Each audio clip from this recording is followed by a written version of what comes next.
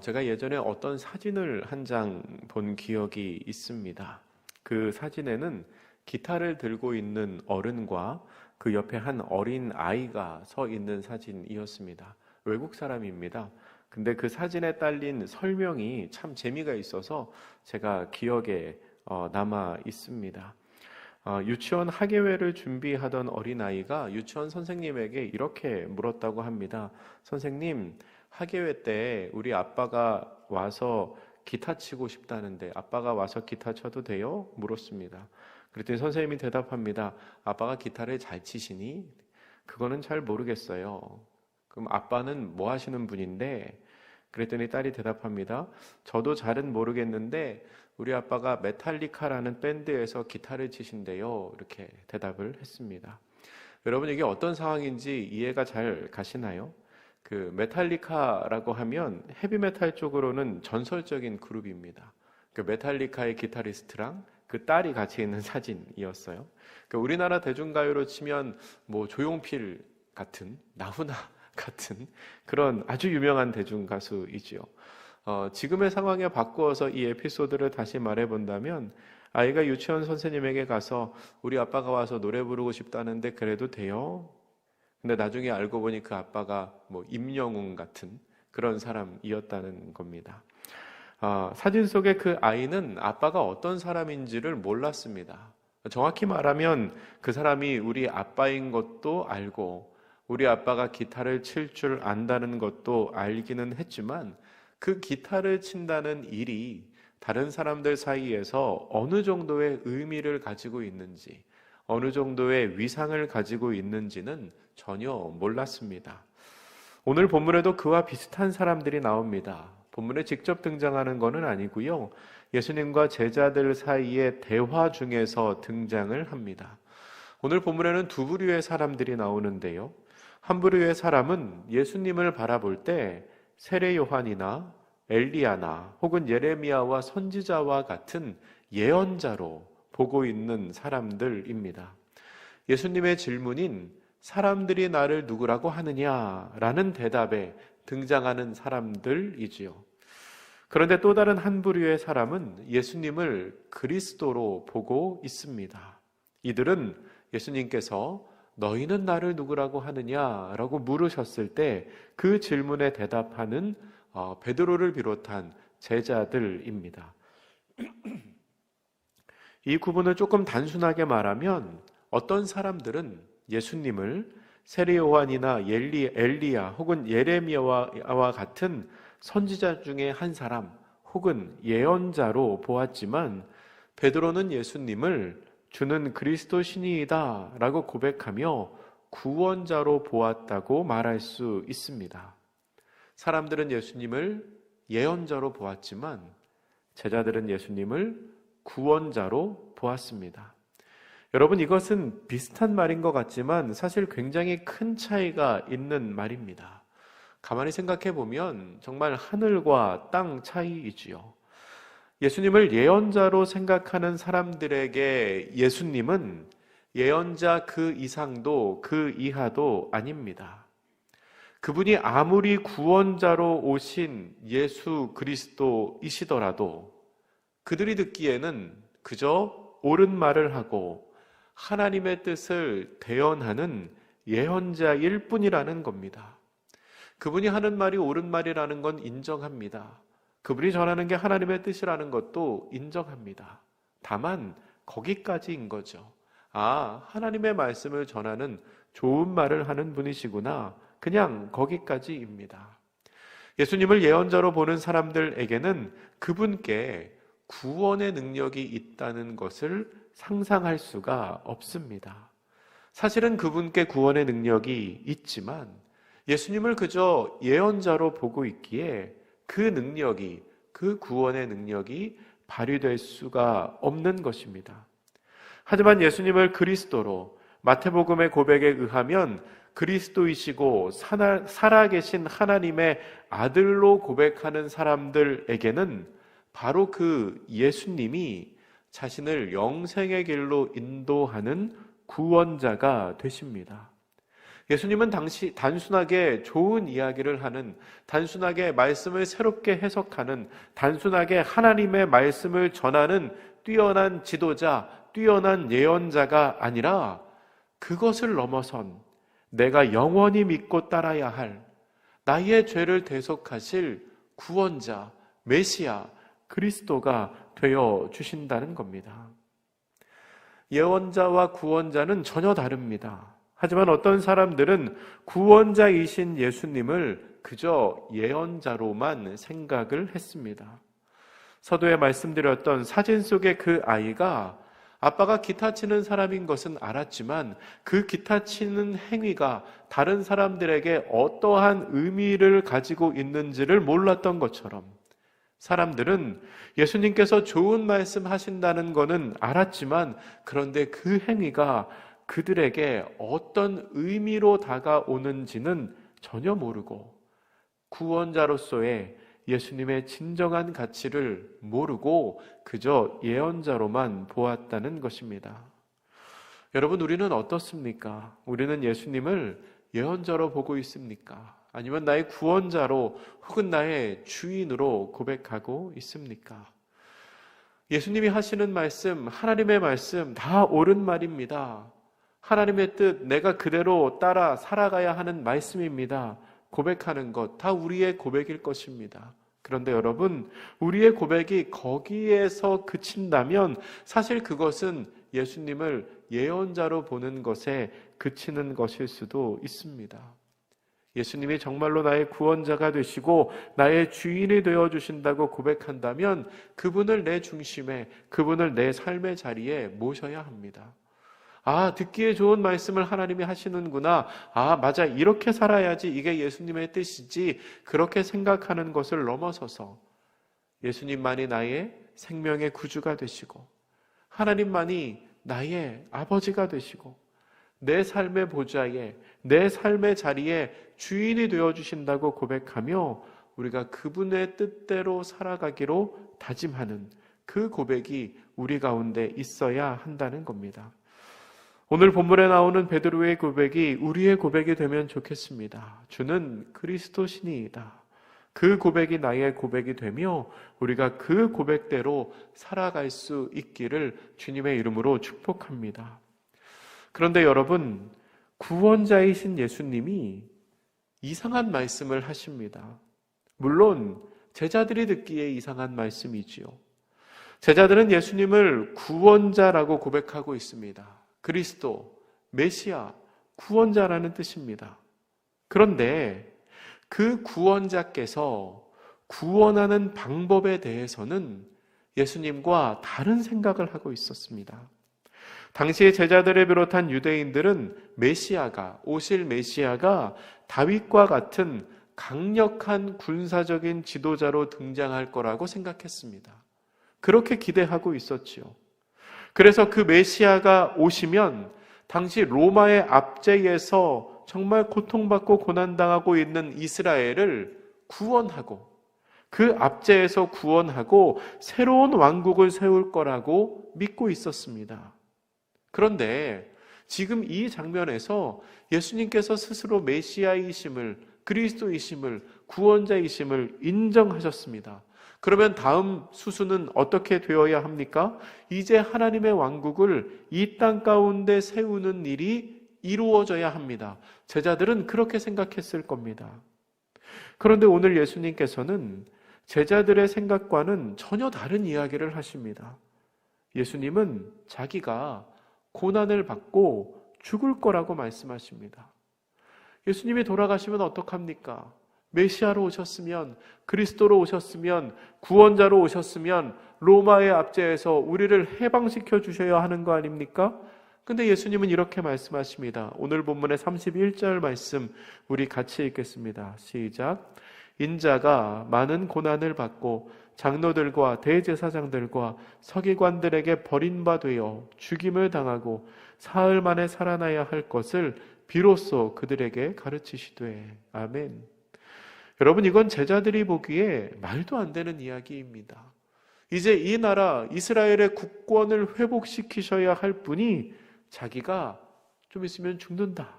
라고 이야기를 하고 계십니다. 특히나 베드로는 예수님의 그 말씀을 이해할 수가 없었습니다. 그래서 이렇게 반응합니다. 32절 말씀입니다. 같이 읽습니다. 시작. 드러내놓고 이 말씀을 하시니 베드로가 예수를 붙들고 항변하매.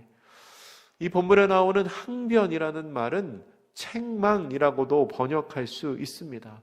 그러면 안 된다는 거지요. 예수님은 그거는 아닙니다. 그렇게 하시면 안 됩니다. 그런데 그 베드로의 말을 들은, 그 베드로의 항변, 책망의 말을 들은 예수님께서는 더 강하게 말씀을 하십니다. 본문 33절 말씀입니다. 33절 같이 읽습니다. 시작. 예수께서 돌이키사 제자들을 보시며 베드로를 꾸짖어 이르시되 사탄아 내 뒤로 물러가라.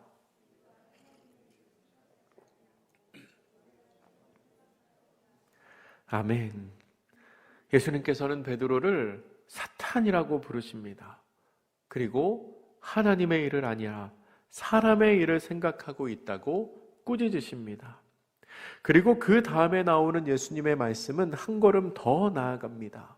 자기의 십자가를 지고 나를 따라오라 라고 말씀하십니다. 그리고 복음을 위하여 자기 목숨을 잃으면 구원받는다고 말씀하십니다. 우리 34절과 35절 말씀도 한 번 더 같이 읽겠습니다. 시작. 무리와 제자들을 불러 이르시되 누구든지 나를 따라오려거든 자기를 부인하고 자기 십자가를 지고 나를 따를 것이니라. 누구든지 자기 목숨을 구원하고자 하면 잃을 것이요 누구든지 나와 복음을 위하여 자기 목숨을 잃으면 구원하리라. 아멘. 메시아가 오시면 이 나라를 회복하고 자신들을 해방시켜 줄 거라고 믿었던 제자들, 그리고 유대인들로서는 너무나 당황스러운 이야기입니다. 당연히 메시아는 나라를 회복시키실 분이고 생명과 영광의 길로 인도하는 분이라고 굳게 믿고 있었는데 전혀 이해할 수 없는 이야기를 하시는 겁니다. 자기 십자가를 지고 나를 따를 것이라. 자기 목숨을 구원하고자 하면 먼저 잃어버려야 할 것이다 라고 예수님께서 말씀하십니다. 제자들의 생각과는 전혀 다른 이야기를 하고 계신 것입니다. 제자들이 이렇게 반응한 것은 예수님의 사역을 이해하지 못했기 때문입니다. 유대인들은 메시아를 기다렸고요. 예수님께서는 분명히 메시아셨습니다. 하지만 그들이 원하고 그들이 기대하는 모양의 메시아는 아니었습니다. 유대인들은 다윗 왕과 같은 강력한 힘을 앞세운 지도자를 원했지만 예수님께서는 그렇지 않으셨습니다. 오늘 본문에서 예수님께서 베드로에게 말씀하신 하나님의 일과 사람의 일, 본문 33절에 나오는데요. 이 하나님의 일과 사람의 일을 우리가 잘 구분하여 볼 필요가 있습니다. 예수님께서는 베드로를 향하여 네가 하나님의 일은 생각하지 않고 사람의 일만 생각한다라고 책망하시는데, 그러면 하나님의 일은 무엇이고 사람의 일은 무엇일까요? 먼저 사람의 일은 베드로의 인간적인 마음에서 드는 자연스럽게 솟아나는 그런 인간적인 생각을 의미합니다. 어쩌면 우리도 베드로의 이러한 마음에 더 깊이 공감을 할지 모르겠습니다. 어떤 마음입니까? 먼저는 예수님께서 고난받지 않기를 바라는 마음입니다. 베드로는 예수님이 고난받지 않으셨으면 좋겠다고 생각하는 생각이 있었습니다. 그래서 예수님의 순한 예고, 내가 죽었다가 3일 만에 부활하게 될 것이다, 그 순한 예고의 말씀을 듣자마자 마태복음에서의 베드로는 이렇게 소리 지릅니다. 주여 그리하지 마옵소서. 이 일이 결코 죽게 미치지 아니하리이다.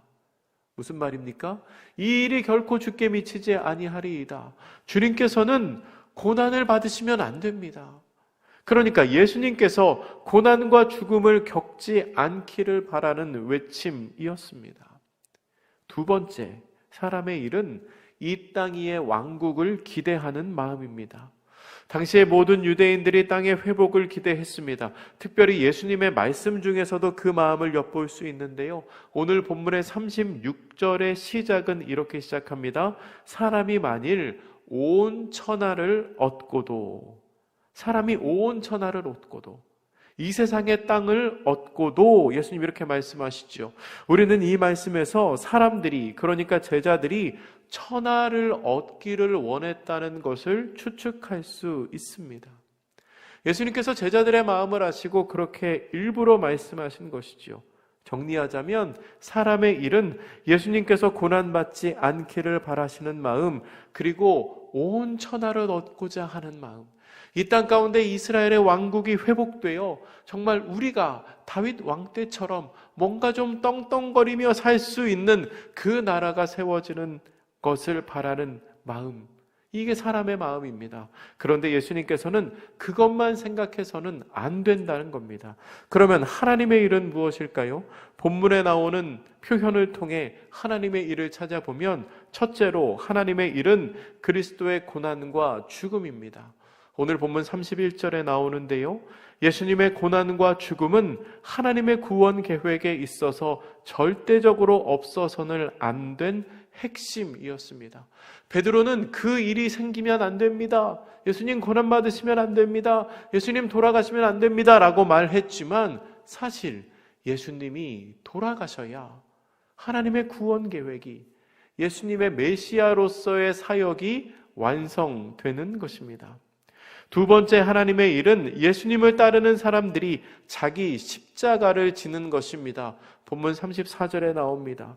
누구든지 예수님을 따르고 구원의 길에 들어서기 위해서는 먼저 그렇게 앞서가신 예수님처럼 자기의 십자가를 지고 자기를 부인하고 예수님을 따라야 했습니다. 세 번째 하나님의 일은 누구든지 자기 목숨을 구원하고자 하면 잃을 것이고 그리스도를 위하여 목숨을 잃으면 찾게 된다는 것입니다. 그렇게 잃어버려야 다시 얻을 수 있다고 말씀하십니다. 오늘 본문 35절과 36절에 나옵니다. 여러분, 이 하나님의 일은 사람의 생각, 그러니까 우리의 생각, 우리의 계획 혹은 우리의 상식과는 전혀 반대되는 이야기입니다. 그런데 그 일을 우리가 행해야 한다는 겁니다. 그 하나님의 일을 우리가 행해야 한다는 겁니다. 우리가 그렇게 하나님의 일을 행할 때 예수님의 제자가 되고 예수님을 따라갈 수 있습니다. 왜냐하면 예수님께서 먼저 그 길을 걸어가셨기 때문입니다. 예수님이 먼저 우리를 위해 고난을 당하셨습니다. 예수님이 우리를 위해 자신의 십자가를 지셨습니다. 예수님께서 우리를 위해 자신의 목숨을 잃어버리셔서 우리로 영원한 생명을 얻게 하셨습니다. 사랑하는 성도 여러분, 비록 우리의 본성은 베드로에 가까울지라도 우리는 우리를 향하신 하나님의 일을 생각하며 그리스도께서 먼저 걸어가신 그 길을 따라 걸어가야 합니다. 자기를 부인하고 자기의 십자가를 지고 스스로의 목숨까지도 아깝지 않다고 생각할 때에 우리는 진정 예수님의 뒤를 따르는 제자가 되고 결국 그 일로 말미암아 영원한 생명을 얻는 은혜의 자리에 서게 될 것입니다. 하나님의 일은 사실 사람의 생각으로는 이해하기가 어려운 일입니다. 그런데 그 이해하기 어려운 길을 예수님께서 먼저 걸어가셨습니다. 우리를 위해 그 길을 먼저 걸어가신 예수님을 기억하며 우리가 힘겹더라도 각자의 십자가를 지고 그러나 기쁘게 주의 뒤를 따라갈 수 있는 복된 성도님들 되시기를 주님의 이름으로 축복합니다. 기도하겠습니다. 사랑의 하나님, 너희는 나를 누구라 하느냐 물으실 때에 주는 그리스도시니이다 라고 고백했던 제자들의 그 고백이 우리의 고백 되기를 원합니다.